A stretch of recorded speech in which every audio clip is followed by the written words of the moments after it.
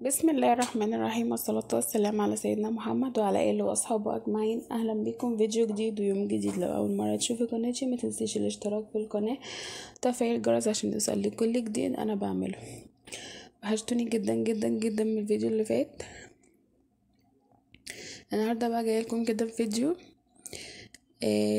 هو نص الحاجة انا عاملاها بره، ما صورتهاش معاكم، بس حبيت اوريكم التفاصيل الصغيرة انا اللي عملتها. النهاردة كان عيد ميلاد بنت اختي، كل سنة وهي طيبة وعقبال مليون سنة يا رب. بس برضو ما صورتش التورته والاحتفال البسيط اللي احنا عملناه، لان ماما جيت كده على الاواخر تعبت فما عرفتش اصور في الاخر. المهم قمت كده، كان المطبخ مقلوب، مش قادره اقول لكم كان يعني متبهدل ازاي. المهم قمت كده كان مليان مواعين، قمت غسلت المواعين وروقت كده المطبخ قبل ما اطبخ وقبل ما اعمل اي حاجه. كانت الكوبايات كلها موجودة في الحوض. برطمان ده انا بفضي فيه سكر كتير، يعني بكمية كبيرة، وباخد شوية شوية في البرطمان. معالق كتير كلها برضو في الحوض. انا يدوبك بس بنام واقوم. لو ما خدتش بالي معاهم كده طول الليل، اللي يعمل قهوة واللي يعمل نسكافيه وكل الكلام ده، لو مركزتش معاهم كده طول الليل في المطبخ معاهم، بقوم الاقي جبل من المواعين ومفورين قهوة بقى على البوتاجاز. آه، السكر واقع منهم في الارض. طبعا احنا في الصيف والنمل عامل عمايله معايا. المهم خلصت بقى كده الحاجة اللي على اللي كانت الحاجة كلها اللي في المواعين، الحاجة كلها اللي كانت في المطبخ اسفة.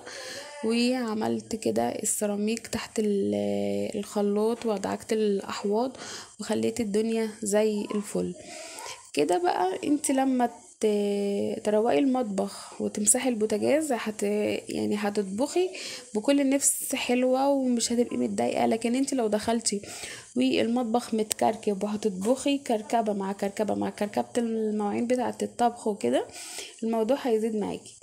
المهم بقى كده رحت، كنت والدتي قبل ما تتعب كانت مقطعالي بتنجان كده. احنا شوينا السمك بره، بس يا دوبك عملت السلطة وعملت الرز و قليت البتنجان وعملت صلصة البتنجان. هنا قطعت كده السلطة مكونة معايا من بصل وطماطم و فلفل. ما كترتش، ما جابش بقى في جرجير ولا كل الكلام ده. حبينا ناكلوها كده، احنا بنحبوها ناكلوها كده جنب السمك المشوي. طماطم وبصل وتوم، طماطم وبصل وفلفل. لو كان في خيار برضو كنت حطيت. تعب والدتي اليومين دول مخليني مش عارفة ان انا انزل اجيب شوية حاجات كده من السوق. وهي صراحة برضو لما بتنزل معايا بتملى البيت خير وكده، لكن لما بتكون تعبانة ومش بتنزل معايا فانا برضو مش بعرف انزل اتصرف واجيب الحاجات اللي بيبقى البيت محتاجة. هي بتبقى عارفة ومدبرة البيت بيبقى ماشي ازاي، ايه اللي ناقصه، كل الكلام ده. المهم قطعت بقى كده. المهم كنت بقى حاطه كمان البتنجان على النار، خلصت البتنجان وقليت كمان الفلفل والزيت اللي كان في الطاسه نضيف، بس انا كملت عليه، هو الزيت بتاع قليه. تمام. المهم بقى هنا مسحت البوتاجاز مكان لما كنت بقلي، وكنت ناسيه خالص ان انا سايبه البراد جنب الطاسه، محدش يعمل الغلطه دي لان برضو الدنيا اتبهدلت معايا. المهم مسحت بقى كده السيراميك وحطيت الحله دي على النار، وهعمل كده رز باللسان عصفور. وكان معايا حبه رز تانيين كنت بسخنهم في اول الفيديو. حطيت ده لما الرز الجديد استوى، حطيته هو من فوق، مبرميش رز. المهم سبت بقى الشعرية كده اخدت معايا الجلد، اللون الجلد الحلو ده. وبعد كده نزلت بالرز، سبته يتشمع شوية، وبعدين نزلت عليه بالمية.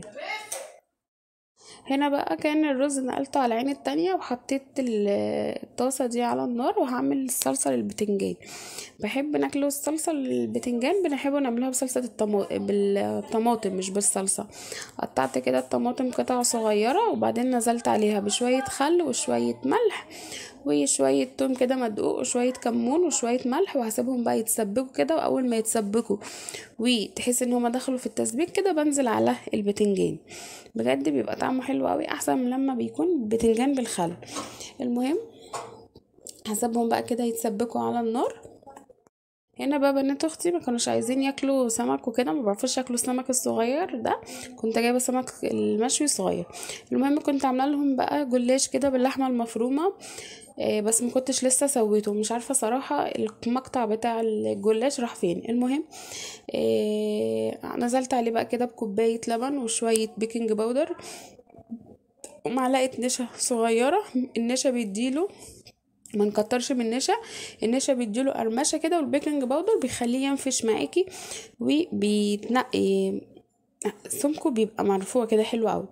وحطيت شويه ملح. وصراحه برضو الفلفل الاسود كان ضايع من قدامي في الوقت ده. هنا بقى كانت والدتي بدات ان هي تتعب، فكنت بروح واجي على المطبخ اشوف اللي بعد كده يعني. معلش لو انا متلخبطه سامحوني. المهم نزلت كده باللبن على الجلاش وقطعته الاول، نزلت باللبن ومسحت بقى البوتاجاز. وهنا جبت السرفيس بقى، فضيت السمك بالشكل ده. السمك كان طعمه حلو قوي، صغير بس بجد حلو قوي. المهم حطيته بقى كده، فضيته في السرفيس. والجلاش كان في النار. ولعت الفرن من تحت.